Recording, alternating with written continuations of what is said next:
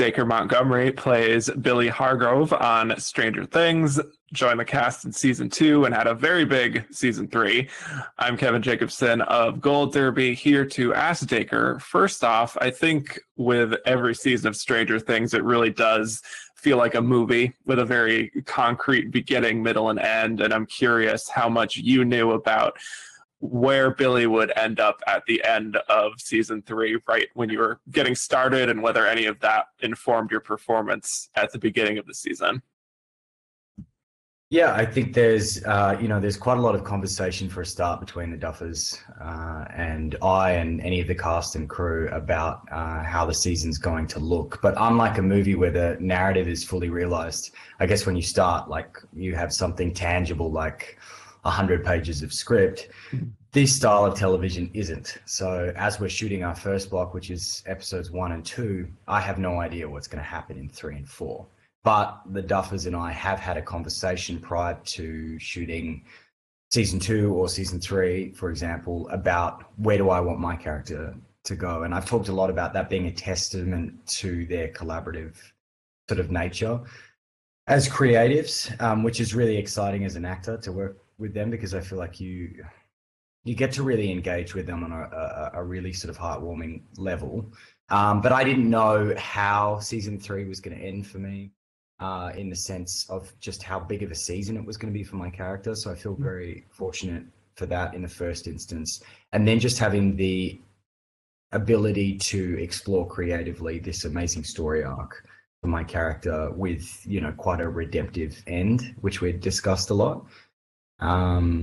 But yeah, it's kind of unnerving in a sense to start a season and not know where it's going. I find that quite hard. But there's so much discussion, right, between myself and the Duffers and the other creatives about what is going to happen, that you do feel, included enough in that, the full sort of spectrum of your character or story arc of your character. Right.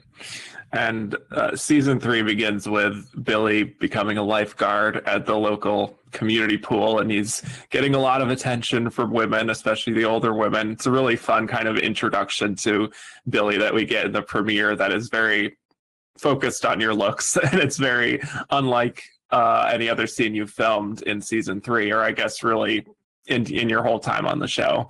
So can you just tell us about the experience of like filming a scene like that with a little more of a comedic bent to it than usual? No, I think it was good. I was obviously initially kind of like, I don't want to focus necessarily on the aesthetic of Billy and his body. And, I appreciate this idea of introducing perceived masculinity, in that time period. But I was very focused on, look, where does this go to? But to the sort of testament of that scene, we had 150, 200 extras at that pool in Atlanta, Georgia, and it was fun. It's one continuous shot, and I sort of come out of the change rooms, and I was smoking a cigarette, and I wanted to put it out on the wall, and I can't remember whether it was Sean Levy or the Duffer brothers who were directing that episode. But basically, they were like, "Oh, what song do you want to play when you come out? This is your introduction into the season," and all this sort of stuff. So there was quite a lot of hype around it. I was extremely nervous. I have a really strange, nervous tendency when working with that many extras. I feel really self-conscious, and I'm sort of naturally quite self-conscious about my body.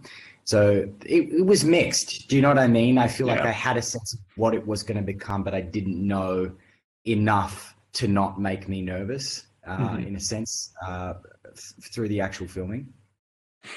Yeah, and as the season progresses, Billy becomes possessed by the Mind Flayer, and that just turns him into something else entirely, almost just a monster. So how did you prepare to play Billy in that mode?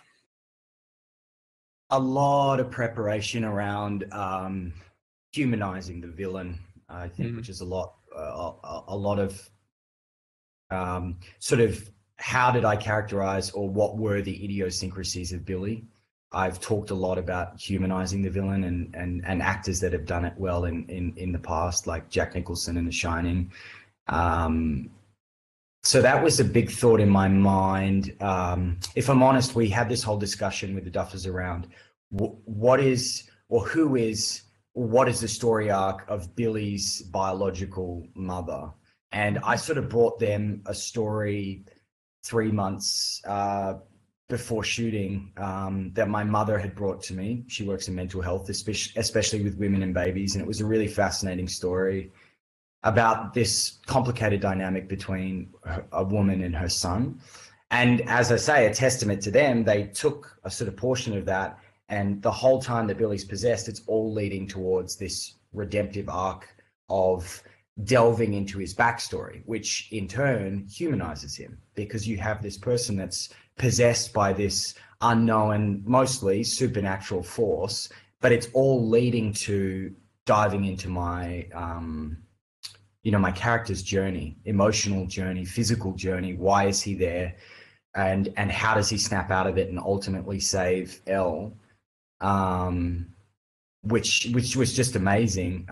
But between episodes, sort of the tail end of episode 1 and then the final episode, when that scene takes place, I just wanted to play a character that was fighting with this internal struggle that wasn't supernatural based at all. That was a struggle of identity fundamentally. So from a psychological standpoint, rather than dealing with, oh God, there's this monster inside of me and how do I fight it and what does it make me do and so on and so forth. I treated it more like a split personality disorder, something that you cannot control, that's rooted in reality, as opposed to a fictional kind of supernatural sci-fi concept. And I think ultimately that held me, at least throughout the shooting process, in a really grounded, organic place to come from as an actor, as opposed to thinking about it as a supernatural thing, if that makes sense. It's a long-winded way of saying it. Right.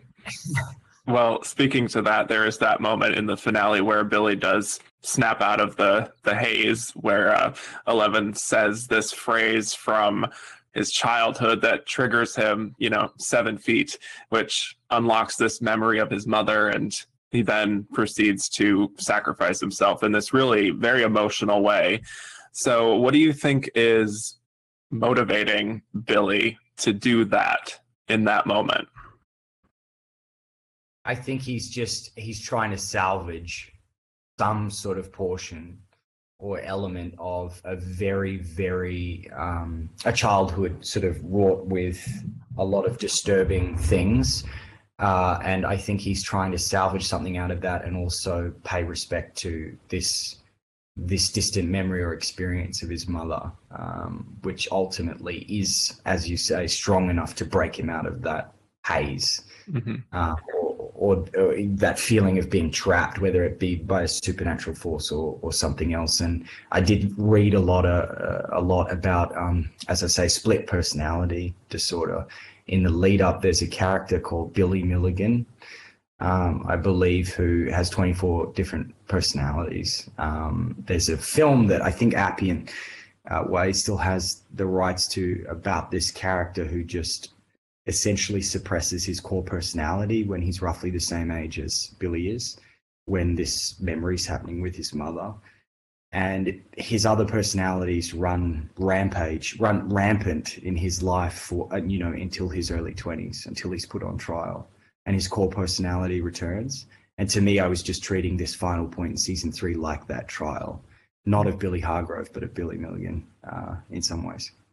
Interesting. Yeah. And I think going into this season, I think we knew that he was more than just a two-dimensional villain, because even we saw in season 2 how his father was abusive, and it really affected him and his behavior as he got older.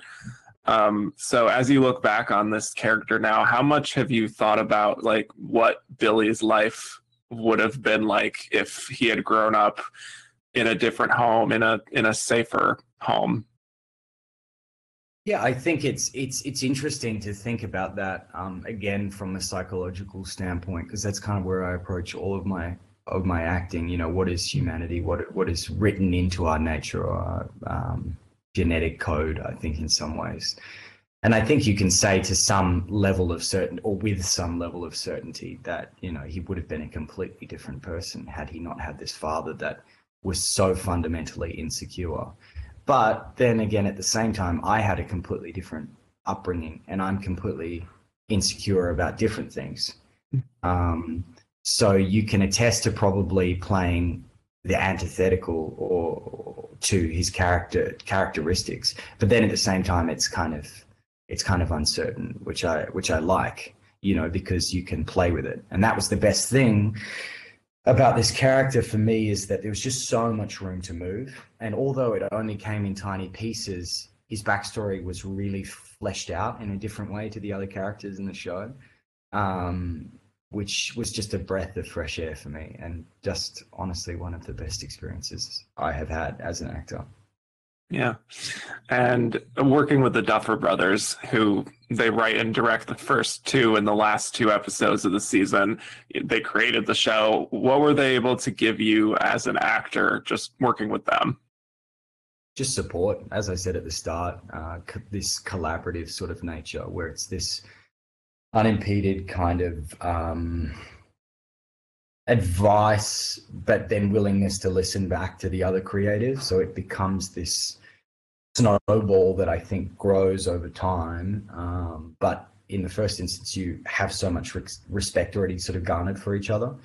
But that snowball just picks up its pace, and you just bounce off of each other, and they give you so much to work with. And I think that's why they are such incredible creatives, aside, like leaving the whole universe that is Stranger Things and Hawkins to the side. On their own, they stand as amazing creatives. So I think just the support system that they have. Yeah. And also you were introduced to the series alongside Sadie Sink, who plays Max. You got to spend a lot of time with her on screen. What was it like just working with her over these past two seasons? She's amazing. Like, even since we started working together in season 2, she sort of has an old soul sort of character. She has a lot of weight to her personality. Sort of I know it's a cliche sort of saying, but age sort of beyond her years, especially when she was younger in season 2. So I found it extremely rewarding then. And then in season 3, there was kind of a divide, not in real life, but of our characters, because we'd have this tumultuous ending to season 2. And then season 3 became largely about Billy's hunt for Elle. So it was kind of, I was written into that storyline, but constantly providing a lot of grief to Sadie, Max in her storyline. Billy was. Yeah. And you were nominated alongside your cast at the Screen Actors Guild Awards for season 2 and season 3 of Stranger Things. Since we're an awards website, I have to mention it. Can you tell us just about getting to share that honor with this cast? SAG's amazing. I think it's obviously in the first instance, to be recognized as a cast or an ensemble is truly lovely, as is any award ceremony. To be recognized is amazing. But the point I'd love to make about that, actually, while I have the opportunity, it's just such an amazing awards ceremony. Not to take anything away from the others, which are lovely, but I feel like actors in that award ceremony speak very candidly about their experience and humanize themselves in a really beautiful way. So as a younger actor who's, I've been doing this 4 years or however long, it's really nice. It's really inspiring to hear what the other actors have to say in that particular ceremony. So it's always a delight to be invited back. Yeah, I have a soft spot for the SAG Awards too, for that very reason. But so what kind of response have you gotten just from playing Billy these past few years, whether it's online or in your own life, or are you someone who doesn't really pay attention to that kind of stuff? I think it'd be remiss of me not to sort of mention that it has changed my life in a lot of ways. I think there was such a huge response to that character. And maybe what that character represented for a lot of people who were that age in that time period. So I'm vicariously living through their experience of this antagonist in their life, or maybe a lover or whoever it would have been to them at that time. I feel like it's such a huge show, especially when season 3 came out. It became hard to move around in some respects.